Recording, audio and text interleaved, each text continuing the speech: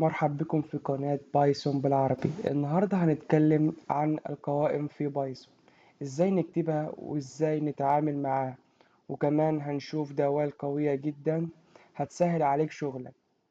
اولا، ما هي القائمة list؟ هي نوع من انواع البيانات في بايثون بتسمح لك انك تخزن اكتر من قيمة في متغير واحد.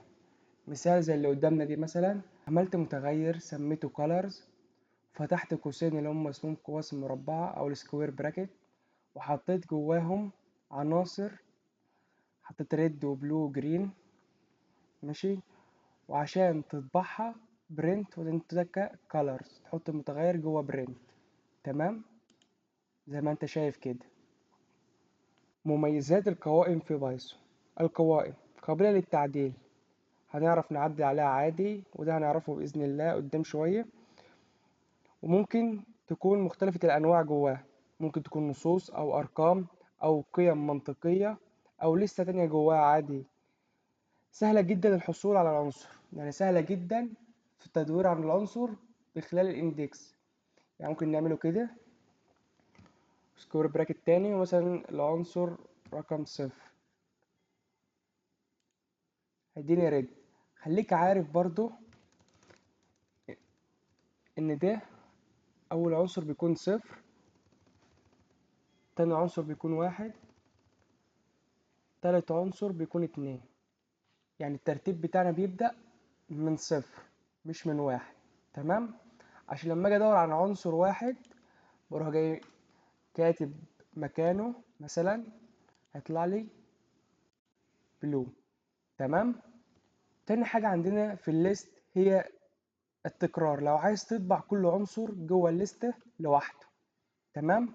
بعمل ليست برضو واحط فيها العناصر اللي انا عايزها، وبعدين بقول for color in colors، مري على كل لون في colors. ماشي، واطبعهم. مر على كل لون لون واطبعهم. تمام. طبعت لي الريد وبعدين البلو وبعدين الجرين. تمام. عندنا في القوائم برضو ممكن اتاكد من وجود عنصر، ممكن اتاكد من وجود عنصر موجود في القائمه ولا لا. تمام. برضو عملت لستة سميتها colors وحطيت فيها العناصر بتاعتي، وبعدين ادور على عنصر موجود فيها ولا لا. if لو الجرين موجود في colors اطبع لي yes، لو لا اطبع لي no. تمام. فاحنا عندنا الجرين موجود فيطبع لي yes. تمام. لو حطيت حاجه تانية مثلا شيل الان كده، مثلا حطيت حاجه تانية هيقول لي no. تمام. في دوال بقى عندنا في القوائم بتسهل علينا كتابه الكود، او في البحث فيه، او في الاضافه، او في الحذف، او الكلام ده. تمام. هنعرفهم على كل الدوال ديت معانا باذن الله. اول دالة عندنا هي append، وديت بتضيف عنصر في نهاية القائمة. تمام. عملت ليست سميتها ليست واحد، حطيت فيها ارقام. ماشي. وبعدين قلت الليست دوت append 9، عايز اضيف التسعة في الليستة دي، وبعدين اطبعها. لو تكت ران هتلاقيه بيضيف لي التسعة في الليستة دي. تمام. تاني دالة عندنا هي insert، ديت بتضيف العنصر في مكان معين، بتضيف العنصر في المكان اللي انا عايزه. تمام. عملت لستة سميتها اكس وحطيت فيها الارقام ديت، وبعدين اكس دوت انسيرت، وبعدين ضيف لي 6 في المكان ده اللي هو 1. ضيف لي الستة. ماشي، دي العنصر اللي انا عايز اضيفه في المكان اللي انا عايزه. ضيفه فين؟ في الواحد، وبعدين اطبع الاكس. تمام. شفت؟ ضاف لي الستة في رقم واحد اللي هو 2 هنا، يعني الترتيب بتاعنا، عشان الترتيب بيبدأ من صفر بعدين واحد بعدين اتنين بعدين تلاتة كده. فضفالي فين؟ هنا اهي. تمام. عندي دالة تانية اسمها ريموف، عملت لستة سميتها نيم وحطيت جواها العناصر أحمد وعلي وآلاء، وبعدين عايز أمسح آلاء، يبقى أحط الليستة دوت ريموف وبعدين أحط آلاء وبعدين برنت النيم. شوف كده، مسح لي آلاء، أحمد وعلي بس. تمام. عندنا دالة تانية اسمها بوب، برضه عملت لستة سميتها ان وحطيت جواها العناصر ديت، وبعدين ان دوت بوب. ماشي. ديت هتمسح لي اخر عنصر، دي هتمسح لي اخر عنصر. وبعدين برنت الان، هنشوفه كده مسحت لي الاتنين اخر عنصر. ممكن نحطه رقم هنا، لو حطينا رقم مثلا واحد هيمسح لي العنصر رقم واحد. تمام. دي تشتغل بالاندكس، عكس ريموف تحط لها القيمه.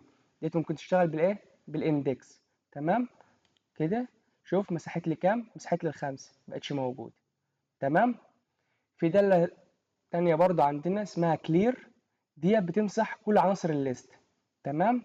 عملت برضو لستة، سميتها نمبر، وحطيت جواها العناصر ديت، وبعدين دوت كلير. تعال نشوفه كده برضو. شوف بقت فاضية، مسحت كل العناصر اللي جواها. عندنا دالة برضو هي لين، تعرف عدد العناصر اللي جوه القائمة.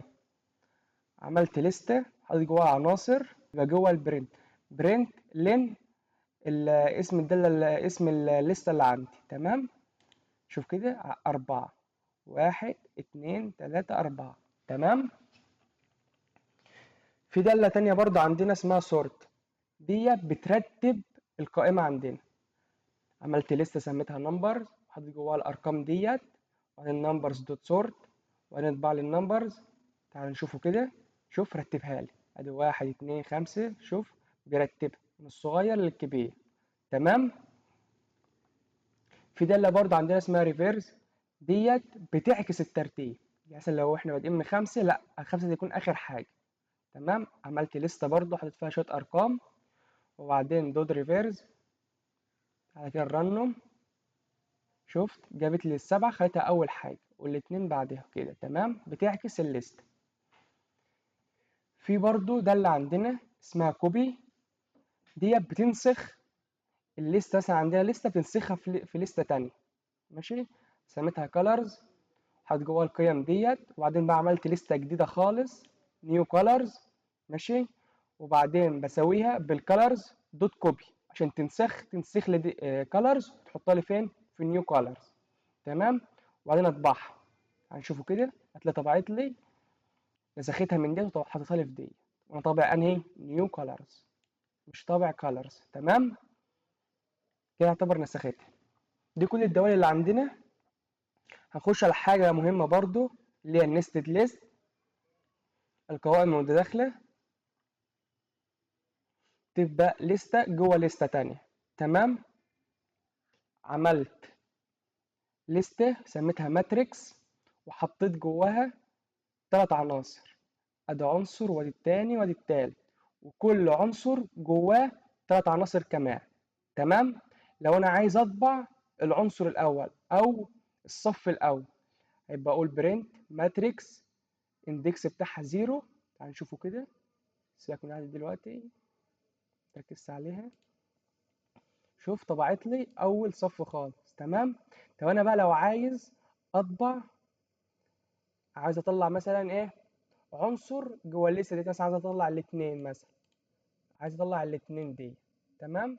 يبقى اقوله برنت ماتريكس 0 اللي هي الصف الاول. تمام.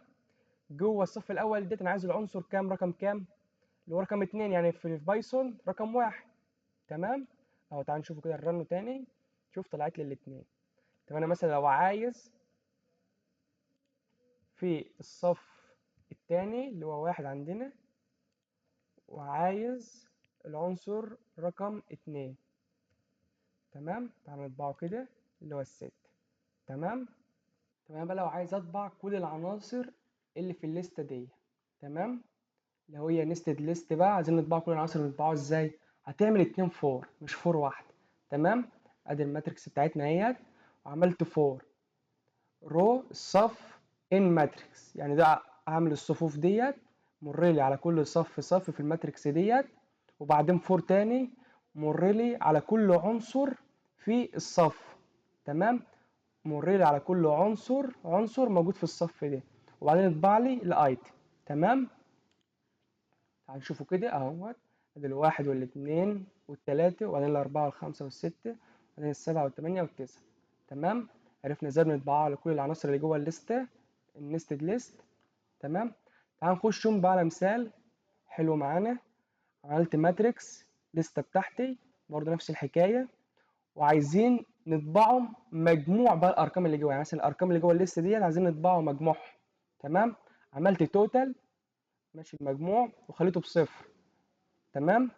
وبعدين فور رو، يعني مر لي على كل صف موجود في الليسته ديت، وبعدين مر لي على كل عمود او كل عنصر موجود في الليسته ديت كده. تمام. وبعدين اجمعهم لي وضفهم لي فين في التوتال، يعني هات لي الايتم بتاعهم دول مجموعهم وضفهم لي فين في التوتال هنا. وبعدين برنت التوتال، توتال يعني التوتال بتاعنا ده هيكون بكام يعني. تمام. المجموع بكام؟ تعال نشوفوا كده. التوتال ب 45. ادي واحد واتنين، واحد زائد اتنين زائد تلاتة اجمعهم هتلاقيهم بكام؟ 45. تمام. ودي كانت كل حاجة تقريبا عن القوائم في بايثون. لو عجبك الشرح ما تنساش تعمل لايك واشتراك في القناة. والسلام عليكم ورحمة الله وبركاته.